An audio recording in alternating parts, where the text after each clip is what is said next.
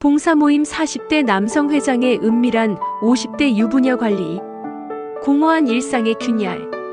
평생을 가족을 위해 헌신하며 살아온 김미선 52세. 이른 결혼으로 25년간 남편 정태호와 함께 가정을 꾸리고 두 아이를 키워낸 삶은 겉보기에 안정적이었습니다. 그러나 아이들이 성장해 떠나고 남편과의 관계도 권태로 물든 지금 미선은 알 수 없는 공허함에 시달리고 있었어요. 이게 내 인생의 전부였나? 거실 소파에 앉아 멍하니 TV를 바라보던 그녀의 마음속에는 허무만이 남아 있었습니다. 매일 반복되는 일상, 대화 없는 식사 시간, 서로의 존재만 확인하는 듯한 결혼 생활. 이 모든 것이 그녀를 서서히 갉아먹고 있었죠. 새로운 만남, 특별한 시작. 어느 날 거리에서 우연히 마주친 현수막. 지역 주민을 위한 행복 나눔 봉사회 신입 회원 모집. 미선은 무언가에 이끌리듯 낯선 봉사회 사무실로 발걸음을 옮겼습니다. 그곳은 이제 막 설립된 작은 지역 봉사 모임이었어요. 박성훈 봉사 모임 회장은 40대 초반, 작지 않은 키에 늘 정돈된 셔츠와 은은한 향수를 풍기는 단정한 남자였습니다. 특유의 따뜻하고 안정적인 말투, 상대를 깊이 바라보는 눈빛은 중년 여성들의 마음에 쉽게 스며들었어요. 처음 오셨군요. 고민이 많아 보이십니다.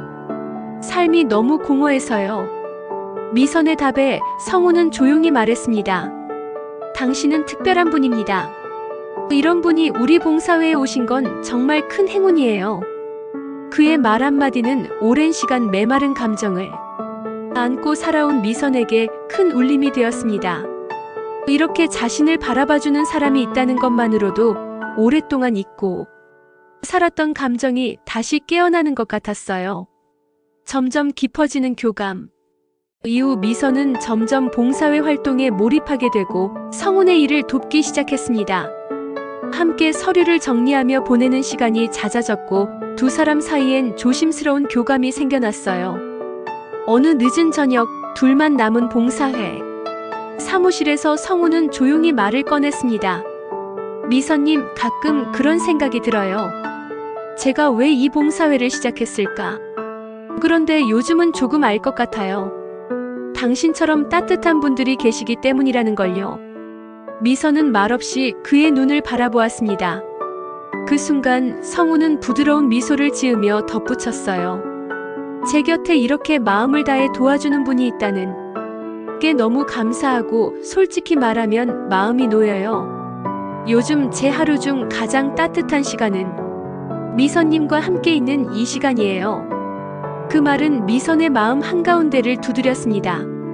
단순한 감사의 표현일 뿐이라고 머리로는 알았지만 가슴은 그렇게 받아들이지 않았어요. 따뜻한 손길과 포옹의 의미. 성우는 가끔 이렇게 헌신적인 분은 오랜만입니다라며 미선의 어깨를 다정하게 토닥이거나 가벼운 포옹으로 감사를 전하곤 했습니다. 그리고 그때마다 귓가에 속삭이듯 덧붙였어요. 미선님, 당신은 정말 특별한 사람입니다. 우리 봉사회에 와주신 축복이에요.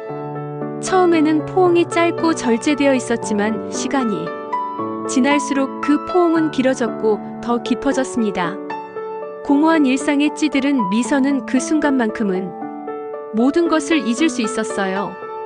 가슴이 맞닿을 때마다 그녀의 심장은 마치 소녀처럼 뛰었고 봉사모임 회장의 탄탄한 가슴에서 전해지는 온기가 온몸을 타고 퍼져나갔습니다. 미선은 그 젊은 남자의 채취와 셔츠 사이로 느껴지는 단단한 몸의 감촉에 몸이 저릿해지는 걸 느꼈어요. 숨소리가 거칠어지고 마치 오랫동안 물을 마시지 못한 사람이 오아시스를 만난 것처럼 그 감각에 목말라 있었습니다. 자선 바자회 준비에서도 미선은 적극적으로 참여했습니다. 늦은 밤까지 남아 일하던 그녀에게 성우는 따뜻한 유자차를 건네며 속삭였어요. 이 밤엔 이게 최고죠. 하지만 당신이 여기 있어주는 것이 더 따뜻합니다. 당신과 함께하는 이 순간들이 얼마나 소중한지 모릅니다.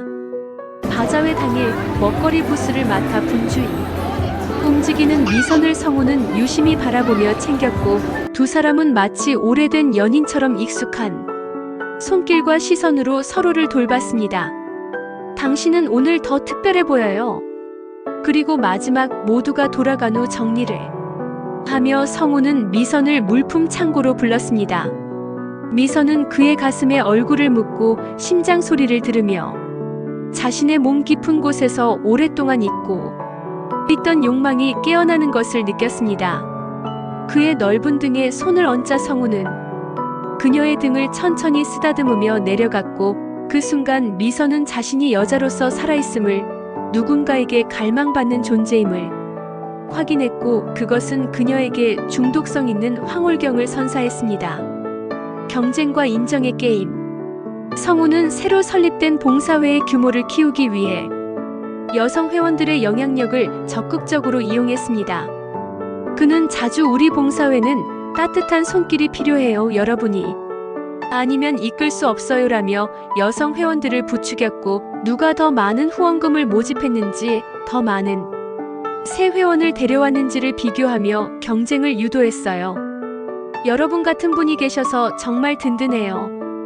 짧은 포옹과 손등을 살짝 감싸는 손길, 그리고 따뜻한 미소는 봉사 모임 회장으로서 여성 회원들에게 일상적이었지만 미선은 그런 경쟁 속에서 성운의 인정과 관심을 받는 것이 마치 자신의 가치를 증명하는 일처럼 느껴졌습니다.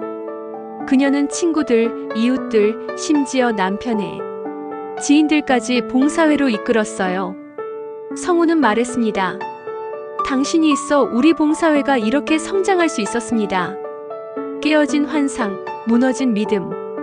그러나 어느 날 봉사회 복도를 지나던 미선은 우연히 한 장면을 목격하게 되었습니다.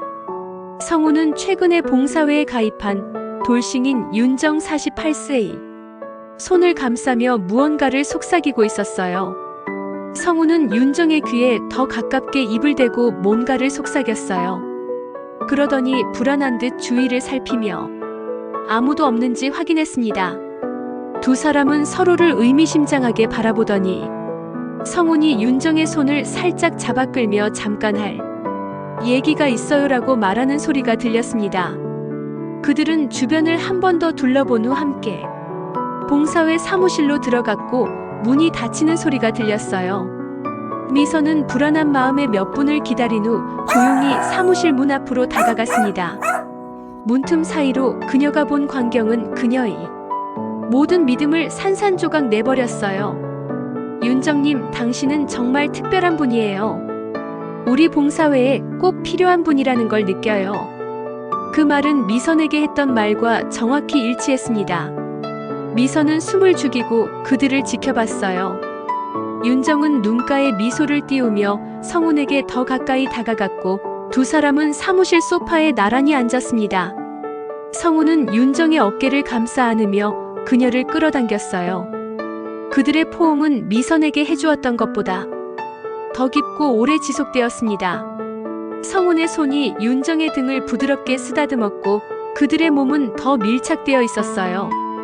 윤정의 얼굴에서는 미선이 전에 느꼈던 것과 같은 황홀함이 묻어났고 성운은 그녀의 귓가에 무언가를 속삭였습니다.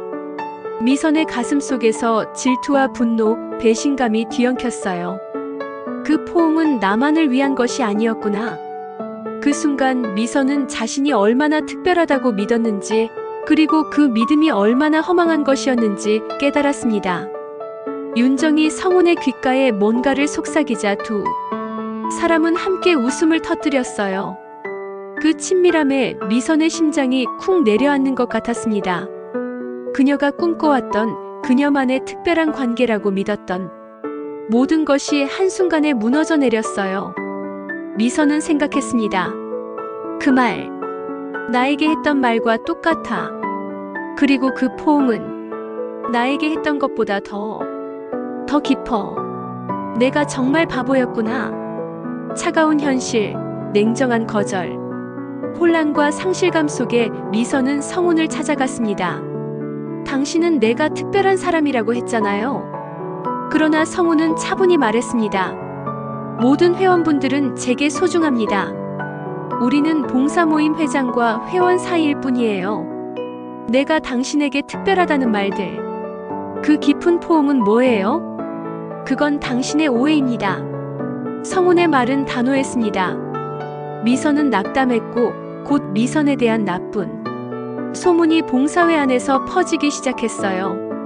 미선은 질투심이 강한 여자로 봉사모임 회장님을 일방적으로 흠모하고 있다는 것, 심지어 미선과 봉사모임 회장이 단둘이 있을 때 몸으로 유혹하려고 했으나 봉사모임 회장이 감정이나 분위기에 휘둘리지 않고 단호히 거절했다는 소문이 돌았습니다. 결국 미선은 조용히 봉사회를 떠났습니다. 드러나는 진실, 상처의 치유. 시간이 흐른 어느 날 TV 뉴스에서 박성훈 봉사모임 회장에 대한 보도가 나왔습니다. 지역 봉사모임 회장, 여성 회원들과의 부적절한 관계 의혹. 후원금 유용 정황으로 경찰 조사 중. 미선은 조용히 TV 앞에 앉아 화면을 바라봤습니다. 그의 말, 그의 눈빛, 그 포옹. 그 모든 것이 이제는 무의미한 것으로 느껴졌어요. 나만 특별한 사람이 아니었구나. 미선은 조용히 속삭였습니다. 그날 저녁 평소처럼 집으로 들어선 남편. 태호는 아무 말도 하지 않았습니다. 미선도 묻지 않았어요. 조용히 함께 차를 마시는 시간.